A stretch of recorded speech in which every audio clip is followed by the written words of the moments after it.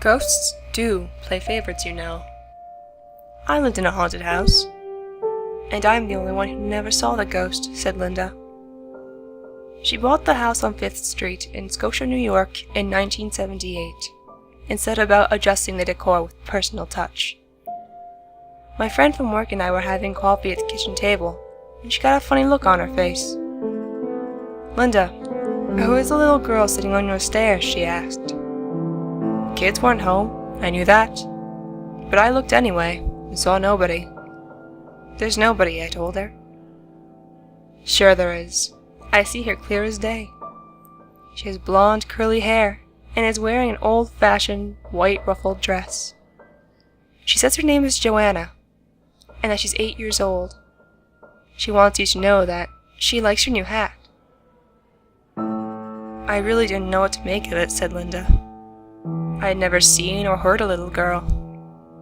After pondering for a while, I remembered Jerry, a noted local psychic, and asked her to drop in. A few days later she came, looked at the stairs, and smiled. Oh, you've got a ghost here. Her description of the child and her name were identical. She told me the girl liked my cat and was calling her. My kitty, sleeping on the floor, suddenly woke up, walked over to the stairs, went up to the 3rd step, and lay down, purring. One day, my mother-in-law visited. She noted an old photograph I had framed and hung of a little girl in a dress. An old picture, which I had found in an old antique shop. My mother-in-law looked at it and said, Where did you get that picture of a little ghost girl? Until then, I hadn't known that she had seen that child too. I had worked at Sunnyview Hospital then, and asked a co-worker from my neighborhood if she had ever heard any strange stories about my house. She asked my address and then smiled and said, Oh, you live in the house with the ghost girl. So it seemed the child had been there for some years before we moved in. However, nobody seemed to know who she was. We lived there for 4 years, but when it came time to go, I decided somebody had to take action and release the girl, and asked Jerry how to do it.